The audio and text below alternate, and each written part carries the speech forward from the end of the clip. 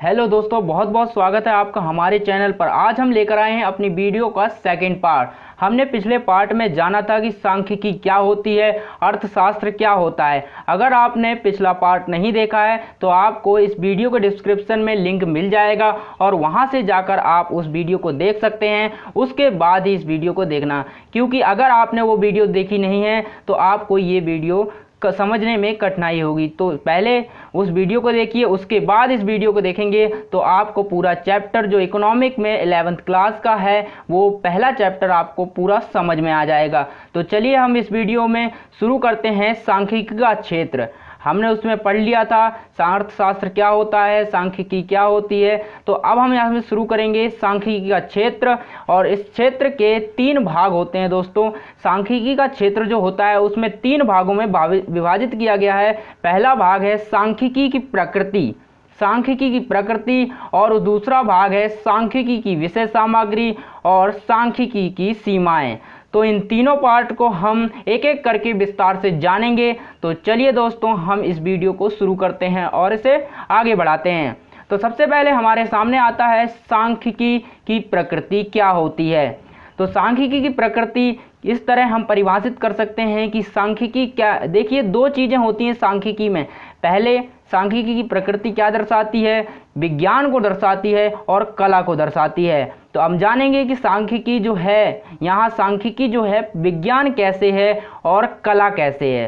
सांख्यिकी देखिए यह विज्ञान इसलिए है क्योंकि इसमें जो है इस वीडियो में या सांख्यिकी में जो है विज्ञान की तरह ही, विज्ञान में कुछ सिद्धांतों का पालन किया जाता है, उसी तरह इस वीडियो में, अरे यार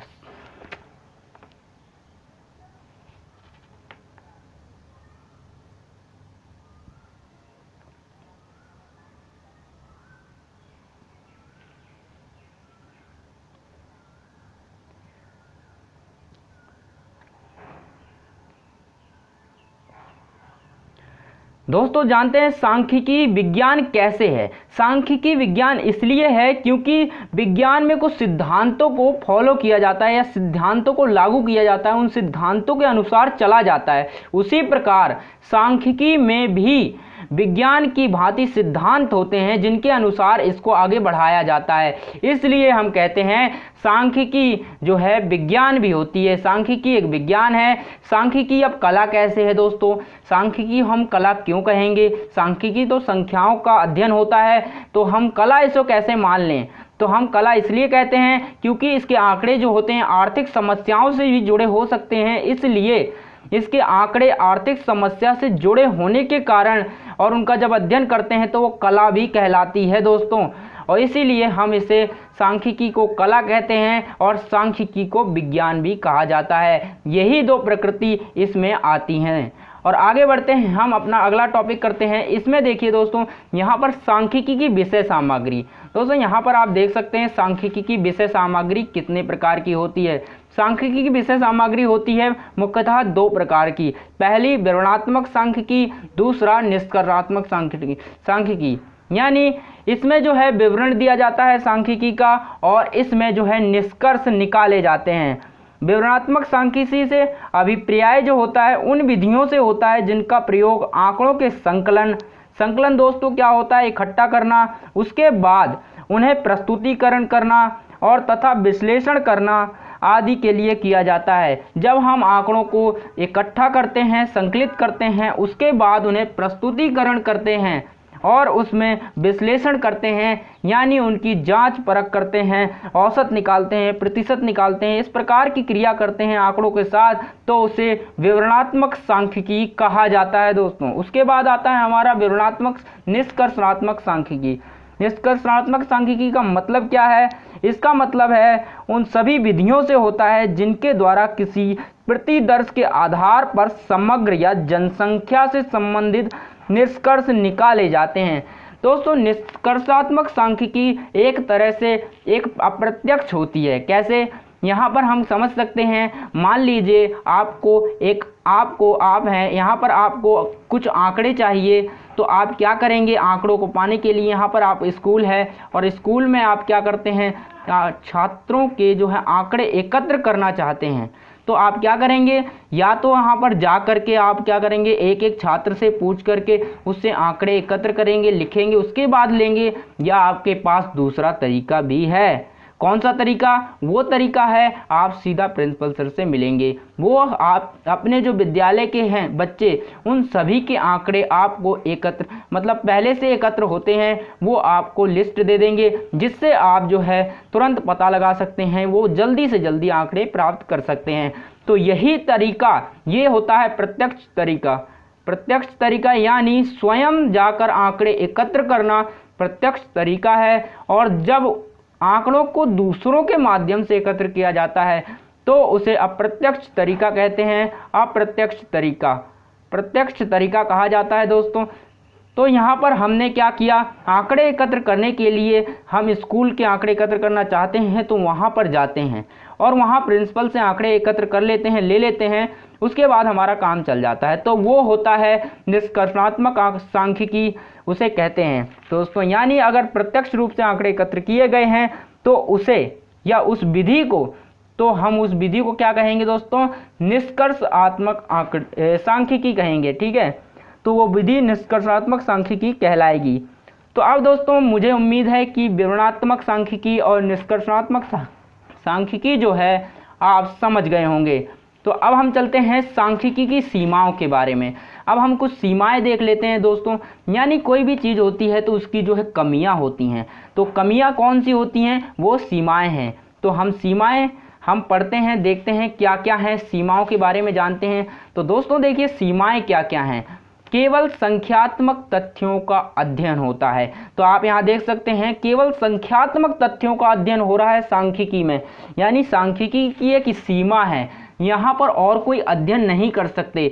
यानी अगर संख्याओं में अगर संख्याएं नहीं हैं तो हम इसका इस्तेमाल नहीं कर सकते, सांख्यिकी का कोई फ़ायदा नहीं।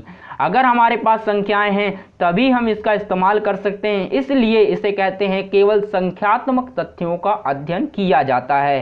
ठीक है दोस्तों, अगर इसमें संख्याएं हैं तभी इसका अध्ययन होगा, इसलिए ये एक कमी है सांख्यिकी की, इसीलिए ये सीमा है। तो अब बढ़ते हैं, दूसरा देखते हैं, केवल समूहों का अध्ययन होता है दोस्तों।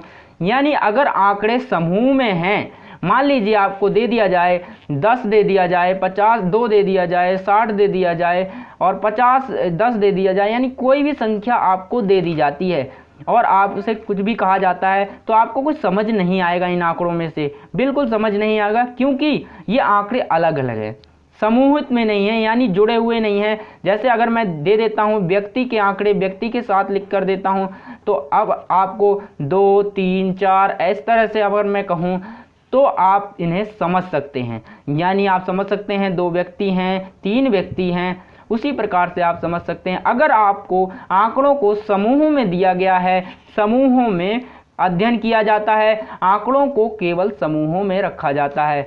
तो यहाँ पर अगर समूहों में आंकड़े हैं तभी सांख्यिकी का फ़ायदा है, वरना इसका फ़ायदा नहीं। तो ये एक तरह से इसकी कमी है और इसकी सीमा है। सीमा का मतलब दोस्तों कमी ही होता है। यानी अगर देखिए हमारा भारत देश है, जिस तरह ये भारत है, ओके, मान लीजिए एक देश है ये, और हमारे पास इतनी ही ज़मीन है, ठीक है, हमें दूसरे देश में जाना है, लेकिन हमारे पास ये यहाँ पर बाउंड्री है, हम इसके उधर नहीं जा सकते, हम अपने देश में ही रह सकते हैं। अगर दोस्तों उस पार जा सकते तो हमारे पास बहुत सारी ज़मीन हो जाती, यानी हमारे कब्जे में होता ये बहुत सारी ज़मीन हो जाती, हमारे पास जो है पाबंदी नहीं होती। तो ये एक कमी है हमारे लिए जो है इसी तरह हमारे लिए ये कमी है कि हम उधर नहीं जा सकते, क्योंकि ये लाइन है, ये सीमा है, इसलिए ये हमारे लिए कमी है। उसी प्रकार सीमाओं का अर्थ होता है कमी होना, यानी कमी। तो आंकड़े क्या होने चाहिए, केवल समूहों का अध्ययन समूहों में होने चाहिए, तभी उसका अध्ययन किया जा सकता है। उसके बाद आंकड़ों में केवल एक रूपता होनी चाहिए। यानी एक रूपता क्या होती है, यानी आंकड़े एक रूप के होने चाहिए। आंकड़े तो एक रूप के बिल्कुल होते हैं, यानी 1 से लेकर 10 100 तक हम गिनती लिखते हैं या कितनी भी संख्याएं लिख दें, एक रूप के ही होते हैं, यानी उनका रूप तो बदलता ही नहीं है।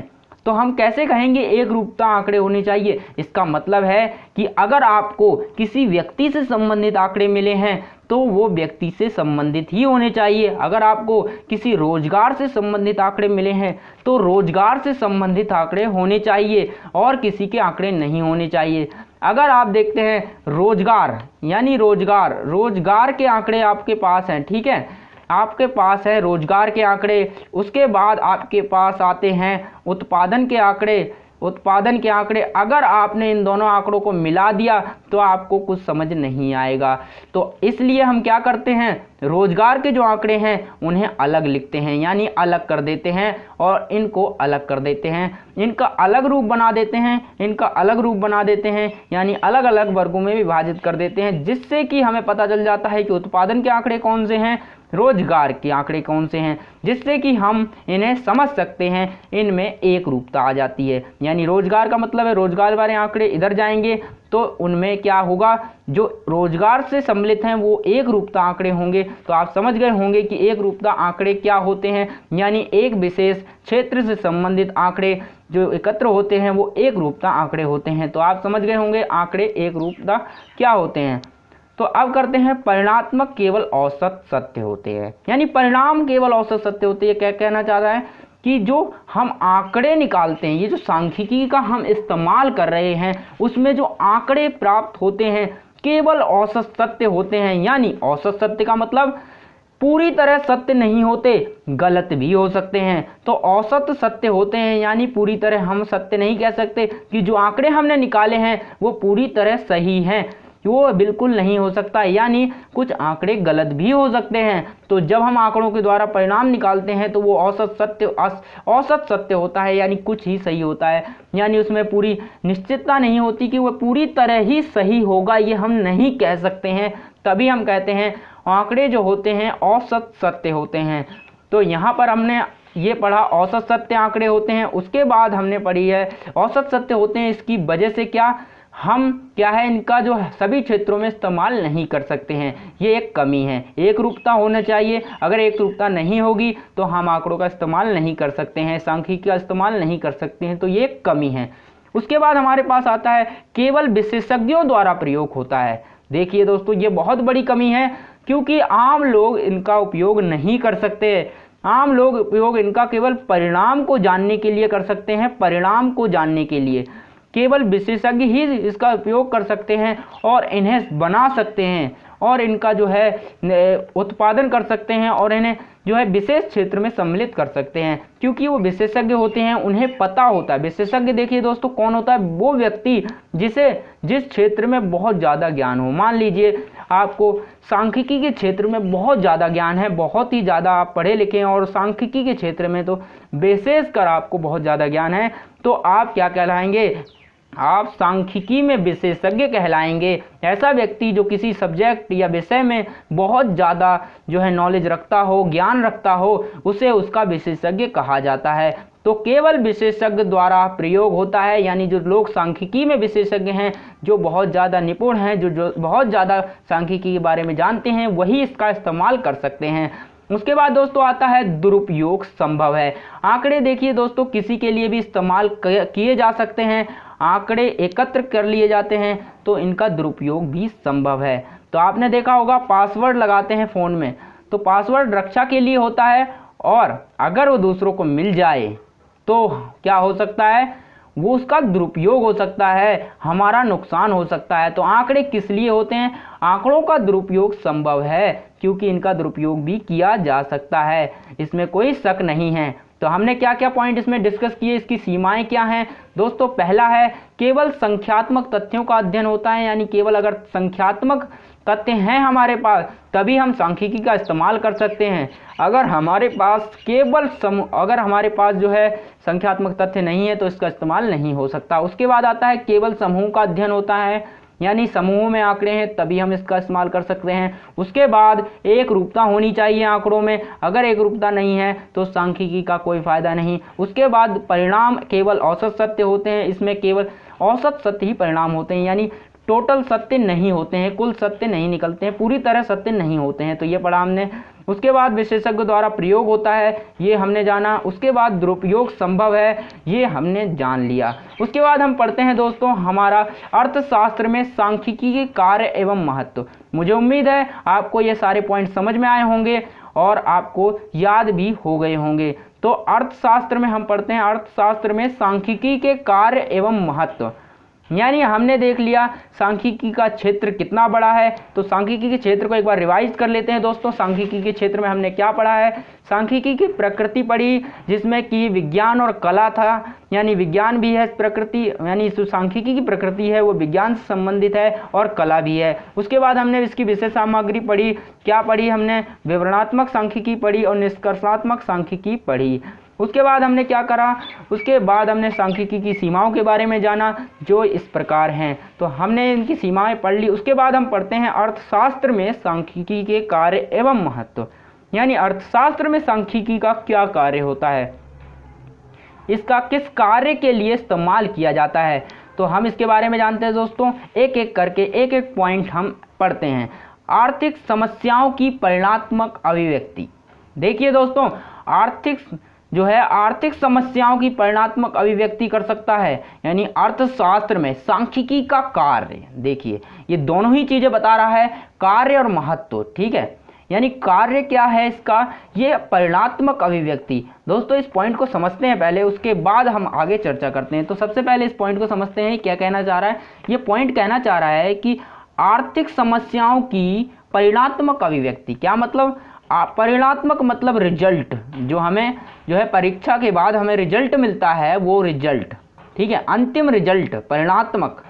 और उसके बाद समस्या आर्थिक, यानी आर्थिक समस्या की परिणात्मक अभिव्यक्ति देता है, यानी प्रूफ देता है। यानी आर्थिक समस्या है उसके बारे में सांख्यिकी अर्थशास्त्र में प्रूफ देती है, सबूत देती है कि ये उसे साबित करने की क्षमता रखती है।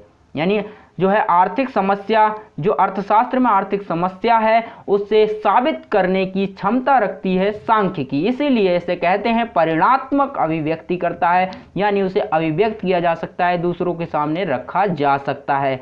तो इसीलिए ये कार्य है और ये बहुत बड़ा महत्व भी है इसका।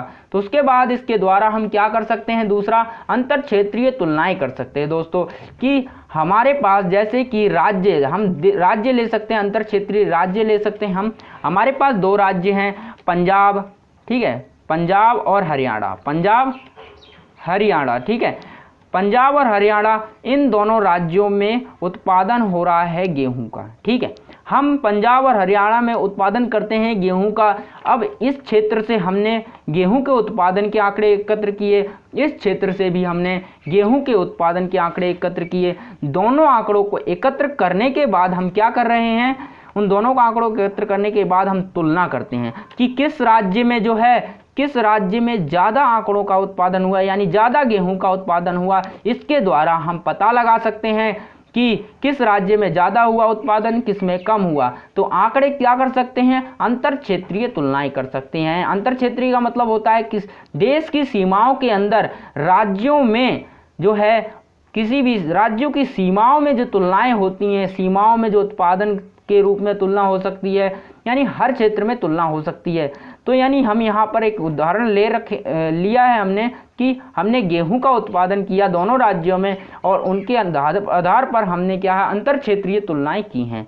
तो चलिए दोस्तों, आप समझ गए। पहला पॉइंट है आर्थिक समस्या की परिणात्मक अभिव्यक्ति, हम इसे साबित करने की क्षमता रखती है सांख्यिकी। दूसरा है अंतर क्षेत्रीय तुलनाएं, यानी राज्यों के अंदर हम तुलनाएं कर सकते हैं सांख्यिकी की सहायता से। उसके बाद हम आगे बढ़ते हैं दोस्तों, आगे बढ़ते हैं दूसरे पॉइंट में। हमारा जो दूसरा पॉइंट है दोस्तों, कारण परिणाम संबंध ज्ञात करना। देखिए, सांख्यिकी के द्वारा हम कारण ज्ञात कर सकते हैं, परिणाम ज्ञात कर सकते हैं और संबंध ज्ञात कर सकते हैं, यानी किसका किससे संबंध है। कैसे ज्ञात कर सकते हैं? अगर आंकड़े मिलते हैं गेहूं से संबंधित तो उसका गेहूं से संबंध है, अगर आंकड़े मिलते हैं चावल से संबंधित तो उसका चावल से संबंध है। तो हम इससे आंकड़ों के कारण ज्ञात कर सकते हैं और संबंध। देखिए, कारण कैसे ज्ञात कर सकते हैं? हम कारण ज्ञात कर सकते हैं, पिछले साल से हम तुलना करेंगे तो हमें कारण मिल जाएगा कि पिछले साल इतना उत्पादन था और अब इतना उत्पादन है, यानी इसमें कम या ज़्यादा होने का क्या कारण रहा होगा। तो आंकड़ों के आधार पर हम कारण की तुलना कर सकते हैं, कारण को जान सकते हैं और परिणाम संबंध ज्ञात कर सकते हैं, यानी परिणाम से संबंधित संबंध जो होते हैं परिणाम में वो भी ज्ञात कर सकते हैं। उसके बाद आता है आर्थिक भविष्यवाणी। दोस्तों इसके द्वारा हम क्या कर सकते हैं, आर्थिक भविष्यवाणी कर सकते हैं। आर्थिक भविष्यवाणी क्या होती है, यानी हमारी जो आर्थिक स्थिति है, जो हमारा आर्थिक जीवन चल रहा है, हमारा जो जीवन चल रहा है, हम जो रहन सहन है, जो हमारे पास धन दौलत है, रह रहे हैं, तो वो भविष्य में चलकर आगे क्या होगा, भविष्य में उसका क्या होने वाला है, भविष्य में दोस्तों उसका क्या होगा, आर्थिक भविष्यवाणी हम कर सकते हैं। इसके द्वारा कैसे कर सकते हैं, आपको एक एग्जाम्पल के द्वारा मैं समझाने की कोशिश करता हूँ। यहाँ पर देखिए, यहाँ पर अगर मान लीजिए दोस्तों, यहाँ पर एक बाल्टी जो है आपके पास पानी है, यहाँ पर पानी है और इसको पीने वाले जो हैं 2 लोग हैं, ठीक है, आपको इसको पीने वाले 2 लोग हैं और यहाँ 1 बाल्टी पानी है। आप मान लीजिए कि 1 बाल्टी पानी है, 2 लोग पीने वाले हैं, लेकिन भविष्य में चलकर ये 2 लोग बढ़कर जनसंख्या के रूप में जो बढ़कर वो हो जाते हैं 10 लोग बन जाते हैं। दोस्तों भविष्य में क्या हो जाएगा, 2 का 10 बन जाएंगे, यानी 10 लोग हो जाएंगे। तो दोस्तों ये पानी तो बढ़ने वाला नहीं, क्योंकि पृथ्वी में जो संसाधन है वो सीमित मात्रा में है, तो पानी नहीं बढ़ेगा, लेकिन जनसंख्या बढ़ेगी, उन्हें मांग बढ़ेगी, तो ये जनसंख्या बढ़ेगी तो इनकी पानी की मांग बढ़ेगी। ये देखिए दोस्तों, पहले 1 बाल्टी पानी था, 2 लोग आराम से इसमें जो है पी सकते थे, लेकिन जब ये 10 लोग हो गए तो ये पानी कम पड़ गया। इससे क्या हुआ दोस्तों, इसका पानी कम हो गया। तो हम क्या कर सकते हैं, हम भविष्यवाणी कर सकते हैं आंकड़ों के अध्ययन पर, यानी आंकड़ों का अध्ययन करेंगे, जनसंख्या का अध्ययन करेंगे, तो हम भविष्य में आने वाली आर्थिक स्थिति का पता लगा सकते हैं कि हमारी स्थिति क्या होगी, हमारे पृथ्वी पर भोजन कितना बचेगा, किन किन लोगों को मिल पाएगा, क्या स्थिति हो जाएगी। तो दोस्तों आप समझ गए होंगे आर्थिक भविष्यवाणी क्या होती है, कैसे इसमें सांख्यिकी का महत्व होता है और ये कार्य करती है। सांख्यिकी जो होती है आर्थिक भविष्यवाणी करने में जो है मदद करती है, ये इसका कार्य है। अब आता है नीतियों का निर्माण। दोस्तों इसके द्वारा हम नीतियों का निर्माण कर सकते हैं, यानी नीतियाँ जो बहुत सारी होती हैं सरकार द्वारा बनाई जाती हैं, उनका निर्माण कर सकते हैं। यानी कैसे नीतियां निर्माण करेंगे, नीतियां निर्माण सरकार ने बहुत सारी नीतियां निर्माण की हैं, जिसके द्वारा संख्याओं के अध्ययन के द्वारा, संख्याओं के आधार पर, सांख्यिकी के आधार पर उन्होंने जो है नीतियां बनाई हैं। देखिए दोस्तों, हमने इसी का उदाहरण लेते हैं, कैसे समझते हैं और नीतियों का निर्माण कैसे इसमें कार्यरत है, कैसे ये कार्य करता है। तो अगर मान लीजिए ये पानी खत्म हो जाएगा भविष्य में, तो सरकार को इसके अध्ययन से पता चल गया कि ये ऐसा होने वाला है, इस सांख्यिकी के माध्यम से ऐसा पता चला है, तो सरकार क्या करेगी, वो नीति बना देगी। इसके आधार पर वो नीति बना देगी कि जो है जनसंख्या को कंट्रोल करेंगे, जनसंख्या को बढ़ने से रोकेंगे। दूसरा जो है संसाधनों का बिल्कुल ध्यानपूर्वक उपयोग करेंगे। तो आप समझ गए होंगे दोस्तों नीतियों का निर्माण कैसे हो सकता है इसमें। और आर्थिक संतुलन, तो आर्थिक संतुलन भी बनाने में बहुत आवश्यक है, क्योंकि इससे जो है गरीब लोगों के आंकड़े, यानी देश में देखिए 2 प्रकार के लोग रह रहे हैं, गरीब रह रहे हैं, अमीर भी रहते हैं। तो गरीबों के आंकड़े और अमीरों के आंकड़े जो है एकत्र करके हम पता लगा सकते हैं कौन ज़्यादा गरीब है और कौन कितना अमीर है। इसके अनुसार हम जो है आर्थिक संतुलन बनाने में उनकी मदद कर सकते हैं। जो कम गरीब है उसको थोड़ा जो है उसकी आर्थिक स्थिति को सुधार सकते हैं, बेहतर बनाने में जो है मदद कर सकते हैं। सरकार इसके लिए जो है नीतियों का निर्माण कर सकती है। उसके बाद आता है आर्थिक सिद्धांतों का निर्माण। देखिए दोस्तों, निर्माण कर दिया हमने नीतियों का, उसके बाद आर्थिक सिद्धांतों का भी निर्माण किया जा सकता है। सिद्धांत मैंने कहा था, आर्थिक जो सांख्यिकी जो है ये कला है और विज्ञान है, ठीक है। विज्ञान कैसे है, सिद्धांतों का निर्माण किया जाता है, इसमें सिद्धांतों का पालन किया जा सकता है, तो इसमें सिद्धांतों का निर्माण भी किया जा सकता है। तो आर्थिक समझ गए, आर्थिक सिद्धांतों का निर्माण कर सकती है, यानी सरकार क्या करेगी, ऐसे सिद्धांत लागू कर देगी जिन्हें मानना बहुत जरूरी होगा, यानी उनको माना ही जाएगा, तो आर्थिक सिद्धांत भी लागू करेगी सरकार। इस आधार पर, इस सांख्यिकी के आंकड़ों के आधार पर वो लागू कर देगी। तो दोस्तों उम्मीद है आपको ये जो वीडियो है, ये जो ये चैप्टर है पूरा समझ में आया होगा। आज हमारा पूरा चैप्टर ख़त्म हो जाता है और ये इकोनॉमिक का 11th क्लास का जो चैप्टर है आर्थिक सांख्यिकी में पहला चैप्टर जो है हमारा आज ख़त्म होता है।